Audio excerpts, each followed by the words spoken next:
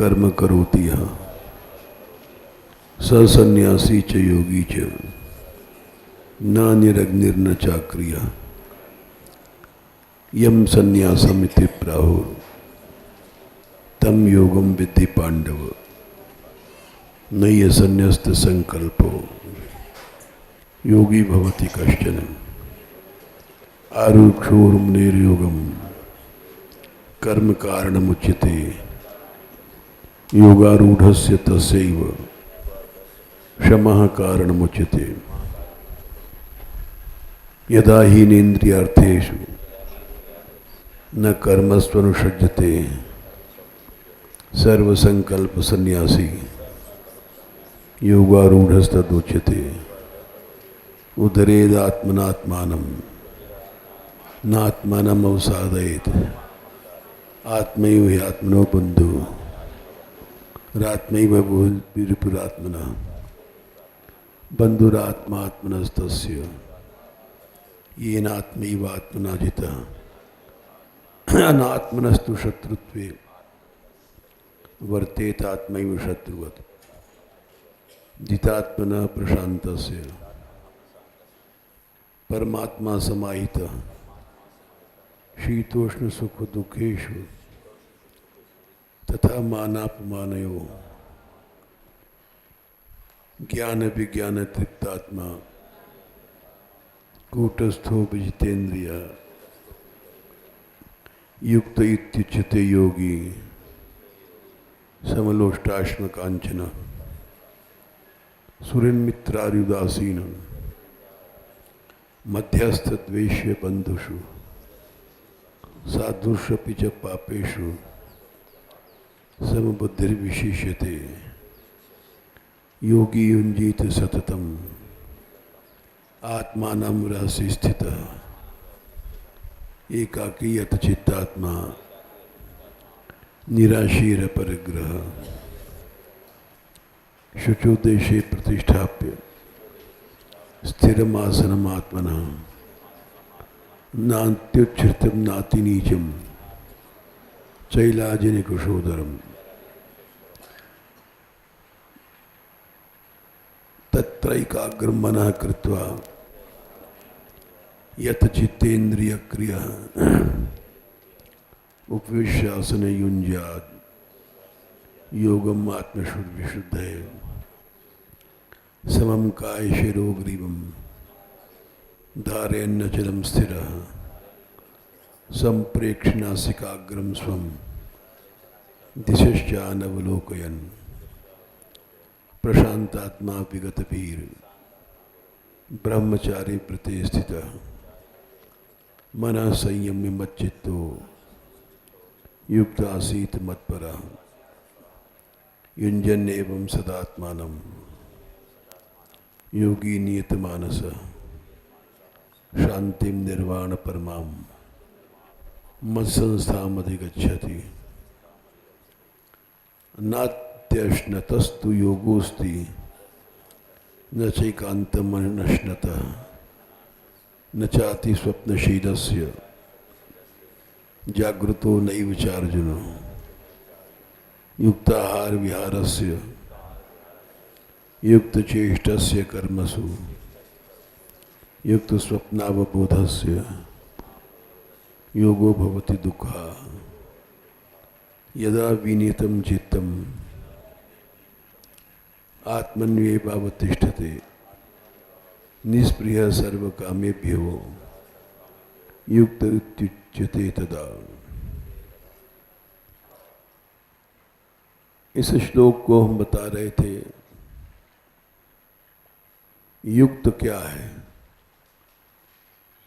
युक्त है भगवान में मन समाहित हो जाना। यद्यपि युक्त शब्द की परिभाषा विद्वानों ने अलग अलग किया। युक्त का बैलेंस्ड, न अति खाओ न अति सो नात्यश्नतस्तु योगोस्ति न चैकांतम अनश्नतः, बहुत खाओ वो भी ठीक नहीं, न खाओ वो भी ठीक नहीं, अति सो वो भी ठीक नहीं, अति जागो वो भी ठीक नहीं है। तो युक्ताहार विहार का अर्थ किया गया बैलेंस्ड खाओ, बैलेंस्ड, संतुलित चेष्टा करो, संतुलित सो, संतुलित जागो। लेकिन ये व्यावहारिक अर्थ है ठीक ये भी। सच्चा जो हमारा विचार है, हमारा मन कहता है, युक्त तो वही है जो 18वें श्लोक में बताया, यदा विनीतम चित्तम आत्मन्येवावतिष्ठते। भगवान में, आत्मा माने भगवान में, अवतिष्ठते माने गड़ गया, हिलता नहीं है। और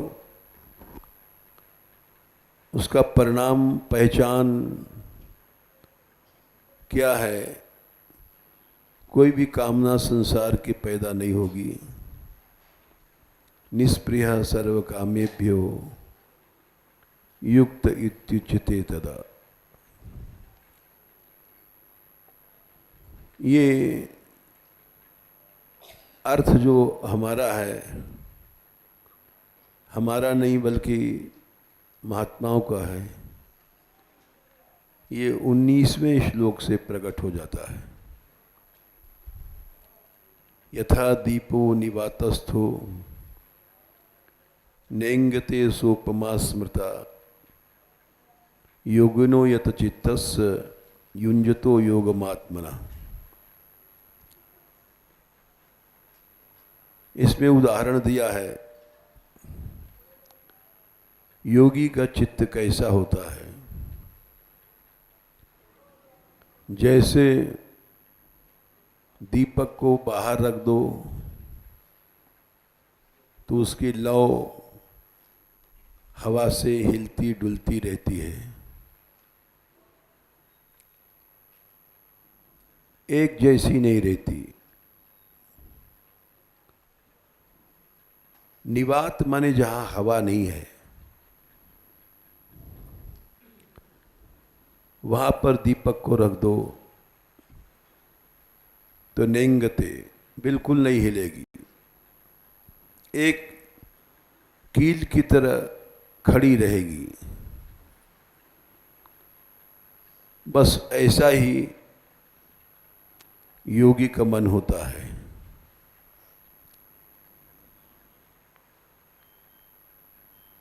ठीक यही उपमा दी गई है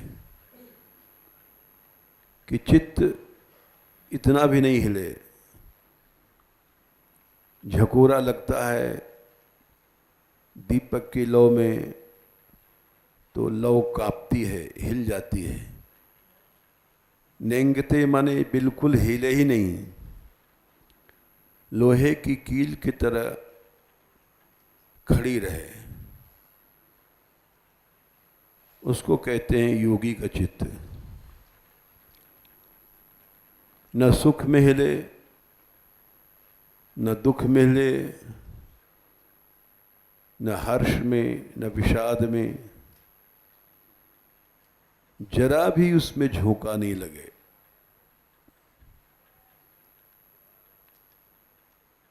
उसको योगी का चित्त कहते हैं। इस आधार पर ये 18वां श्लोक का अर्थ किया है हमने, यदा विनीतम चित्तम आत्मन्येवावतिष्ठते। भगवान में अवतिष्ठते, गड़ गया। उसकी पहचान क्या? निष्प्रिय सर्व कामेभ्यो, कोई भी संसारी कामना उसको हिला नहीं पाएगी। उसी को युक्त कहा गया है। युक्त इत्युच्यते तदा। युक्त शब्द की परिभाषा क्या है, डेफिनेशन क्या है? वो जो संतुलित आहार, संतुलित व्यवहार, संतुलित चेष्टा, वो तो उसका व्यावहारिक अर्थ था कि व्यवहार में असंतुलन नहीं आवे, लेकिन तात्विक अर्थ वो यही है, युक्त इत्युच्यते तदा। तदा मने तभी वो युक्त उसको कहा जाता है जब उसका चित्त अखंड रूप से, उसके लिए विद्वान लोग कहते हैं तैल धारावद अविच्छिन्न, पानी की धार नहीं बनती है। तेल को डालो तो तेल की धार एक सी चलती है, तैल धारावद अविच्छिन्न, तेल की धार जुड़ी रहती है कि तेल में स्निग्धता होती है, चिकनापन। उतना चिकनापन पानी में नहीं होता। तो पानी की धार छोड़ो, वो अविच्छिन्न नहीं रहेगी, विच्छिन्न हो जाती है। जैसे बरसात में पानी बरसता है तो बूंदों के रूप में क्यों आता है? वैज्ञानिक लोग कहते हैं बादलों में कोई शावरिक मशीन नहीं लगी है कि वो पानी को बूंद बनाते हैं। वो तो पानी को बराबर छोड़ रहे हैं धारा रूप से, किंतु नीचे आते समय वो वायु के वेग से, आकर्षण गुरुत्वाकर्षण से वो धारा टूट जाती है और बूंद बूंद होकर के पृथ्वी पर गिरती है। इसलिए जलधारा की उपमा मन से नहीं दी गई। विद्वानों लोगों ने तैल धारा अवच्छिन्न, जो मन की प्रवाह, मन का प्रवाह टूटे नहीं, एक तेल की धार की तरह, वो उसको कहते हैं युक्त। ऐसा जिसका मन हो वो योगी युक्त बोला जाता है। इसी बात को कपिल भगवान ने भी कहा है 3 स्कंद के 29वें अध्याय में, मद गुणश्रुति मारित्रेण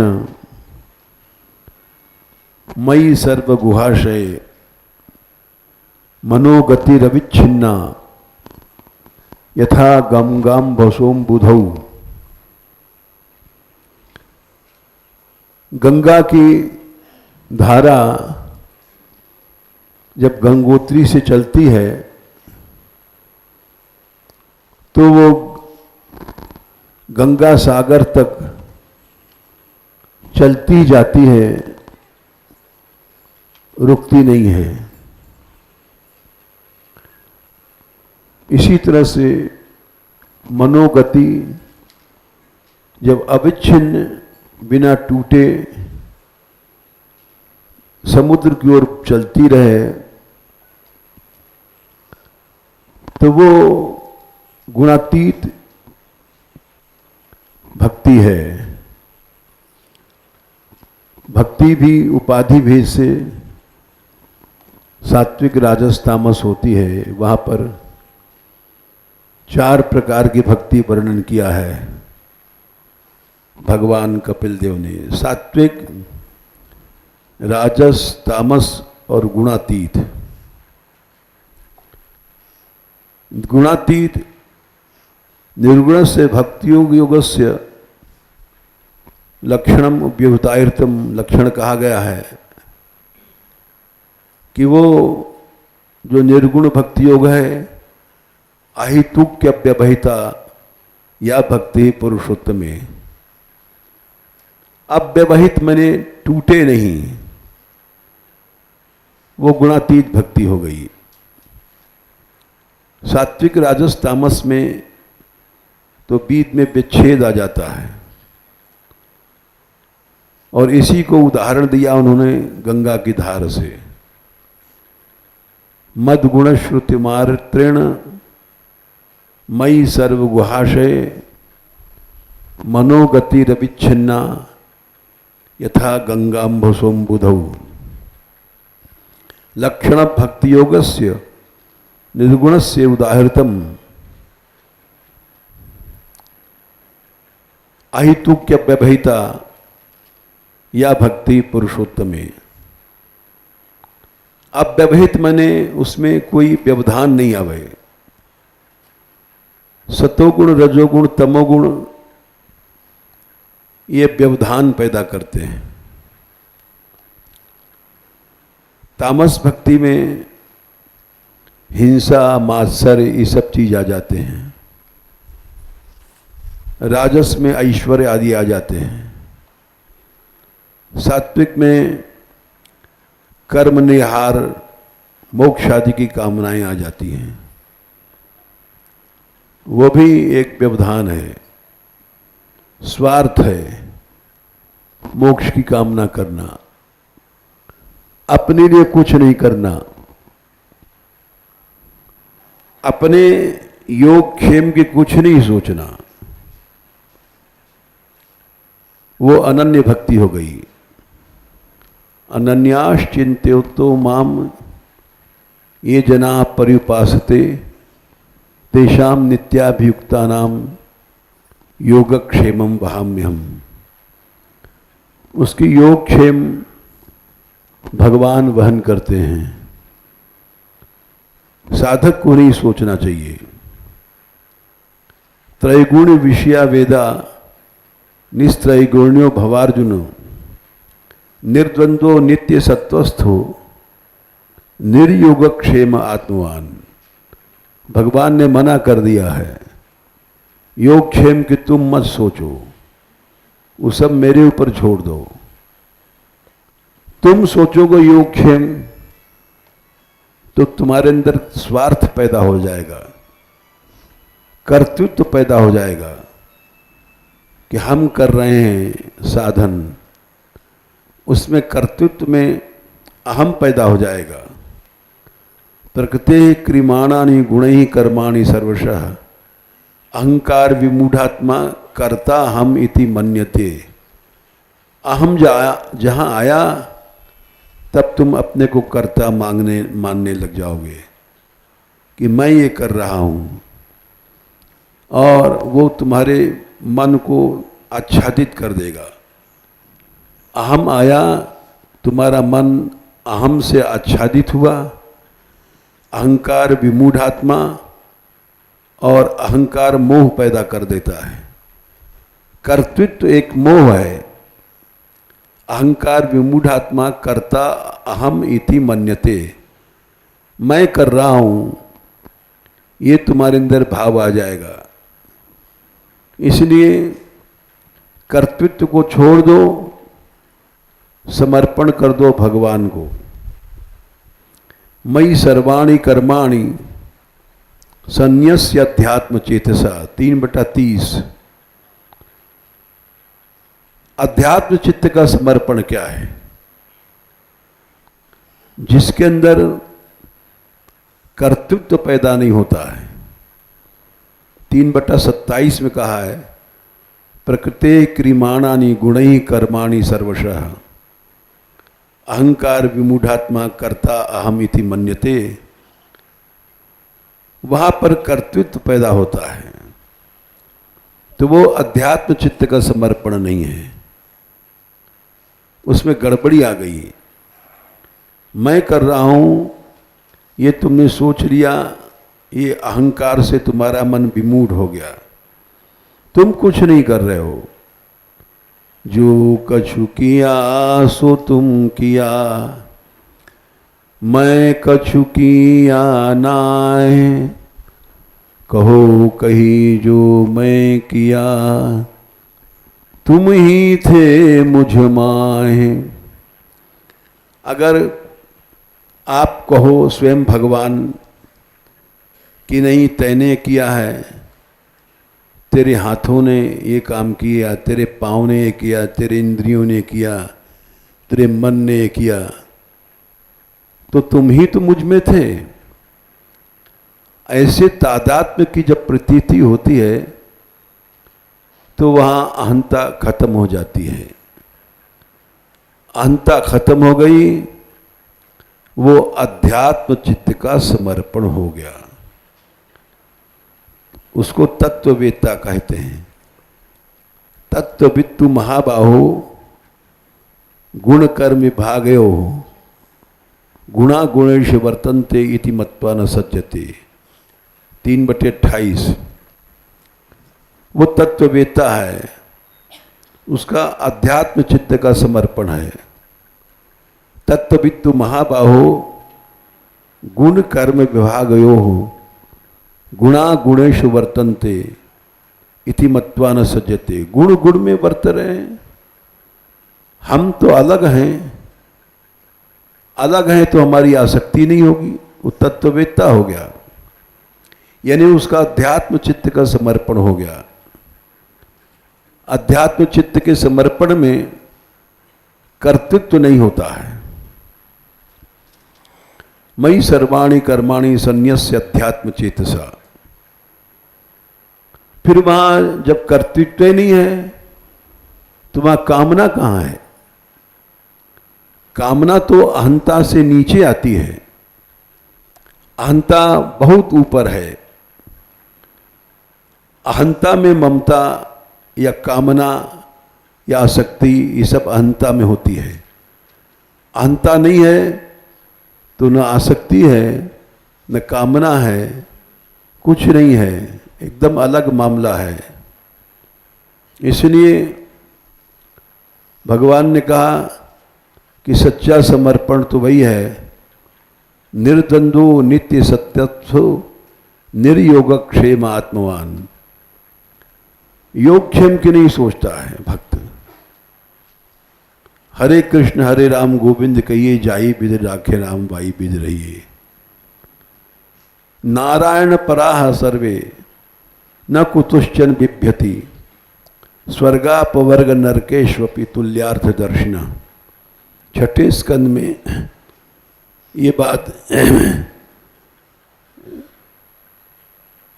वृत्रासुर के प्रसंग में जब नहीं डरा, देवी ने शाप दिया, जा तू असुर हो जा,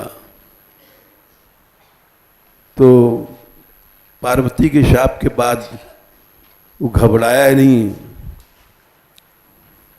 तो महादेव जी ने कहा, देखा देवी, नारायण पराह सर्वे, ये भगवान का भक्त है, न कुतुश्चन बिभ्यति, ये कभी भी डरता नहीं है। स्वर्ग अपवर्ग नरकेशु, स्वर्ग मोक्ष नरक में तुल्यार्थ दर्शना, एक सी दृष्टि रखता है। इसलिए इसको योग क्षेम की कोई चिंता नहीं है। ये गुणातीत हो गया। भगवान ने स्वयं कहा, ओहो दानव सिद्धोसी। इंद्र ने कहा कि अरे दानव तू सिद्ध हो गया।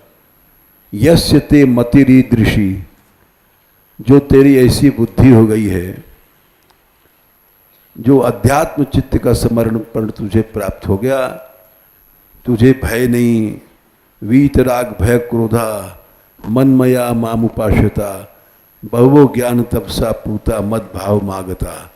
ये है वास्तविक कृष्ण भाव, ये है वास्तविक कृष्ण आश्रय।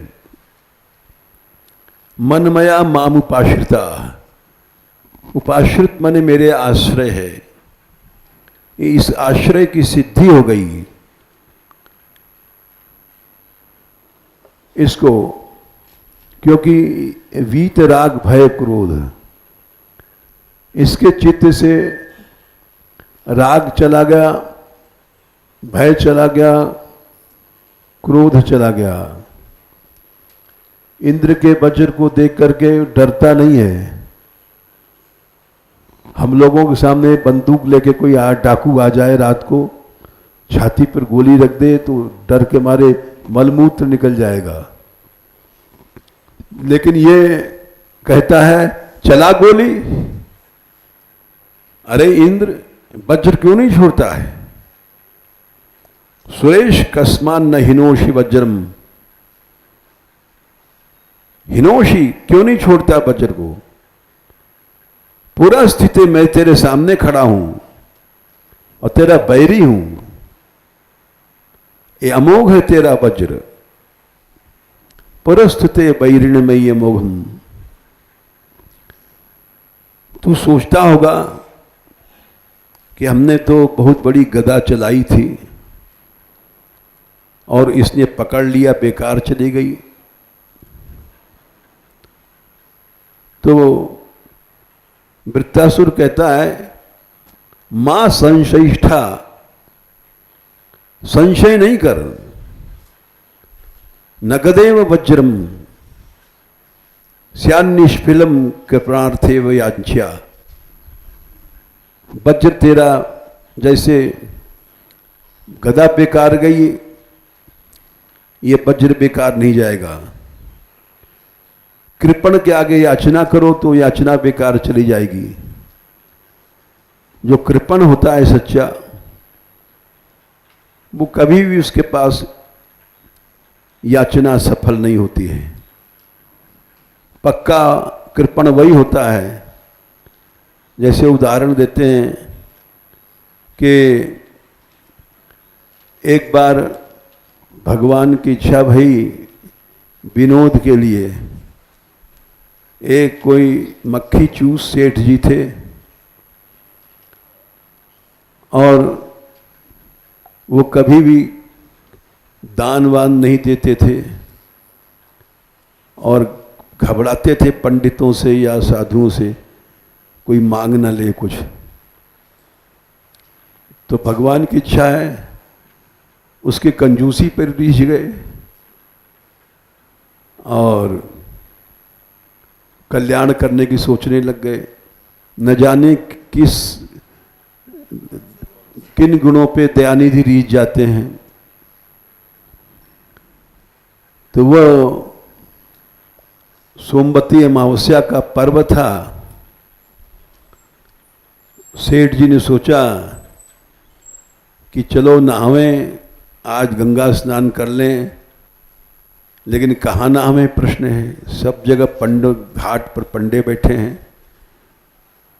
तिलक लगाओ, ये गंगा स्नान का फल है, लो बोलो केशव विष्णु नारायण हरि हर गंगा गोमती बोलो। सब जगह हर घाटों पे घूम आए, पंडे बैठे, मांगने वाले बैठे। तो उन्होंने कहा ये सब घाट हमारे लायक नहीं है। वो ढूंढ ढांड के श्मशान घाट में पहुंचे। वो खाली पड़ा था, वहां अंडा पंडा कोई नहीं था, पास में मुर्दे जल रहे थे। तो सेठ जी ने सोचा ये घाट ठीक है, यहाँ कोई मांगने नहीं आएगा, तो जल्दी से गोता लगा लो और निकल चलो, कोई देख न ले पंडा। तो जैसे ही उन्होंने गोता लगाया, वैसे भगवान ने एक पंडे के रूप बनाया, पाग वाग बांध के बोले जय राम सेठ जी, जय गोविंद, जय गोपाल। अरे बोले तो यहाँ आ गया। जल्दी से निकले वे नहा करके। बोले सेठ जी आज सोमवती अमावस है, आपका भाग्य है। अर्जुन ने 12 साल तक तपस्या किया, सोमवती नहीं पड़ी। तब अर्जुन ने श्राप दिया था कि तुम कलयुग में बार बार पढ़ोगी, तुमको कोई नहीं पूछेगा। तो ऐसा दुर्लभ पर्व आया है, आप यहाँ आ गए गंगा जी में, आपका भाग्य है। आज का दिया दान अमोघ होता है। लो जल हाथ में लो, बोलो नारायण गोविंद गोपाल विष्णु केशव, नाम बोलो। अब वो पकड़े गए सेठ जी। बोले इस समय तुम कुछ नहीं लाए हैं भाई। बोले लाने की जरूरत नहीं है, हम आपके घर पर पहुंच जाएंगे। आप संकल्प कर लो, केवल संकल्प कर लो आप। अब सेठ जी बोले क्या करें? बोले संकल्प कर लो, उसमें देना नहीं पड़ता है, हम वहीं आ जाएंगे आपकी कोठी पे। उन्होंने कहा चलो संकल्प में भी देना नहीं है, संकल्प ही करना है, कब आएगा? जब आएगा तो बहाना बना देंगे। उन्होंने कहा ठीक है, संकल्प किया। बोले बोलो क्या संकल्प करते हो? अरे कुछ तो दो चार दमड़ी कुछ तो बोलो। बोले ठीक है, हमने कर लिया मन में, आपको क्या बताएं। उन्होंने मन में सोचा कि कह दो कर लेंगे, और जब आएगा जब इसको भगा देंगे। और इस तरह से देने से भी बच जाएंगे और पुण्य भी मिल जाएगा। तो कर लिए संकल्प, हाँ ठीक है चलो अब जाओ आप। आपका कोठी कहाँ है, पता वता? बोले पता वता हम नहीं रखते। बोले कोई बात नहीं, हम ढूंढ लेंगे। सेठ जी सोचे कि बड़ा चूतिया है, ये हमको क्या ढूंढेगा, हमको तो भगवान भी नहीं ढूंढ सकता। हम तो ऐसे कंजूस हैं। लेकिन वो नहा धो करके कोठी पर पहुंच गए, और उसके बाद 2 घंटे बाद खट खट खट दरवाजे पे खट खट हुआ। अब वो समझ गए कि कहीं पीछे पीछे वही तो नहीं आ गया जमदूत की तरह।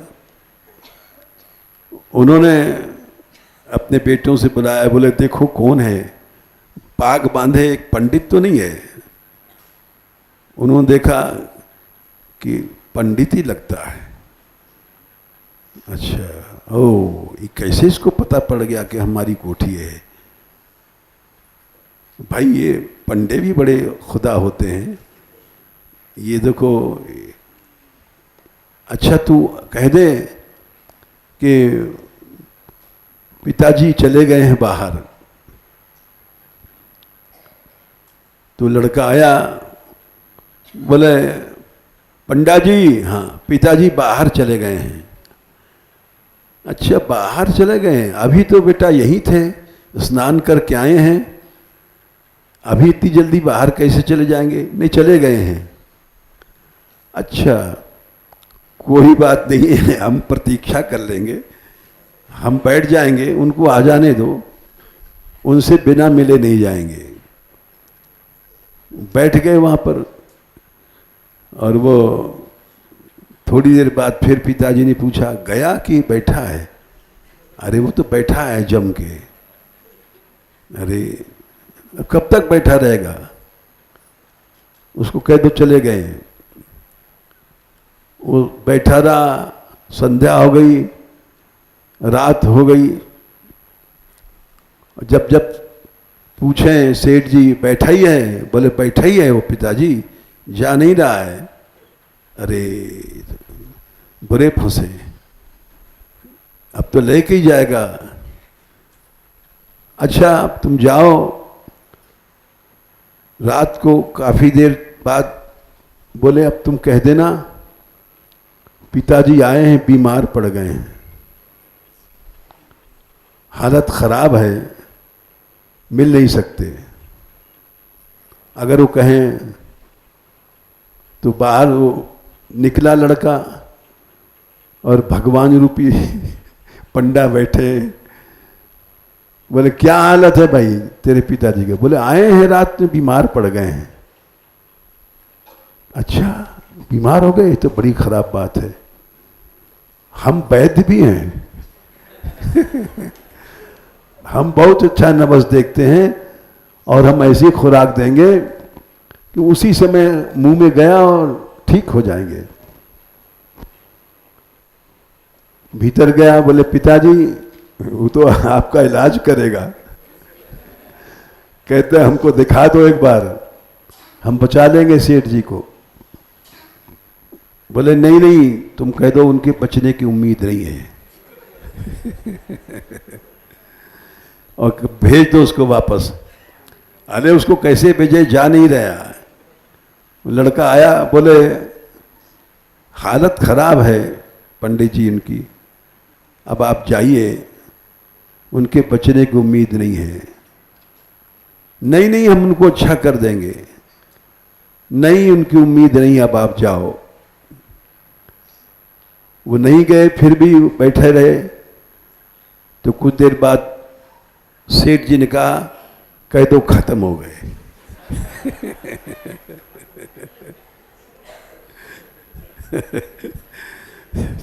जाकर के कहा, वो तो खत्म हो गए हमारे पिताजी, क्या करें, बड़े दुख की बात है।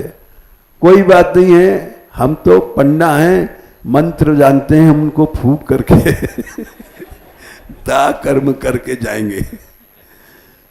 तो वो सब वो बोले अब तो क्या करें। बोले अब तो चलना पड़ेगा आपको। बोले हाँ, हमारा विमान सजाओ, राम राम सत्य है, ले चलो। लेकिन देंगे नहीं उसको, जितना पक्का वो है हम भी उतनी पक्के हैं। उसको ले गए श्मशान में फूकने को, और वहाँ चिता सजाई गई और ऐसा पक्का कि बैठा रहा। आग लगाने के लिए बेटे बेटे आए, तो उसने कहा, सेठ ने कहा फूंक दो भाई, हम देंगे नहीं एक पैसा इसको हम एक पैसा नहीं देंगे इसको इसको फूंक दो हमको। तो भगवान ने देखा कि इससे तो जीतना, हम भगवान है लेकिन असंभव है तो मर जाएगा लेकिन एक पैसा नहीं देगा। तो लड़कों से कहा, देखो हमारे पास एक मंत्र है। बोले अच्छा, वो मंत्र से हम जिंदा कर देते हैं, मरा हुआ आदमी जिंदा हो जाता है। बोले अच्छा, हम तुम्हारे पिता को जिंदा कर देंगे। बोले मंत्र कान में कहने दो, कान में कहा जाएगा। तो गए भगवान, बोले अरे क्यों मरता है, हमने पैसा छोड़ा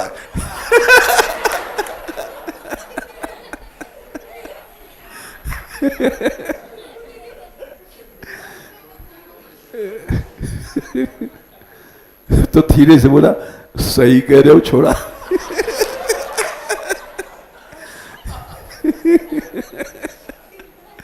बोले बिल्कुल छोड़ा भाई सेठ, तू उठ जा तो वो उठ के बैठ गया और बच गया। फिर कथा लंबी है, तो पंडों ने उसको, भगवान ने उसके लड़कों को पटाया, हमने जिंदा किया तो हमको भी तो कुछ लाओ तुम, नहीं तो हम तुमको मार डालेंगे मंत्र हमारा प्रयोग सीधा भी है उल्टा भी है। तो कहने के भाव है कि मनुष्य वही है जिसका योगक्षेम स्वयं नहीं सोचता है, जिसको मरने की परवाह नहीं है। वृत्रासुर ने कहा, छोड़ दे इस वज्र को, अमोघ वज्र है, ये बेकार नहीं जाएगा। शाप सुनकर के भी नहीं चढ़ा। नारायण परा सर्वे न कुतश्चन बिभ्यति। भगवान शंकर ने कहा, देखा देवी, भगवान का भक्त है, ये कभी नहीं डरता। स्वर्ग हो, मोक्ष हो, नरक हो, सब में तुल्यार्थदर्शी है। इसलिए योग क्षेम की भक्त नहीं सोचता है। हम लोग सोचते हैं मरने के बाद हमारी अच्छी गति हो गई।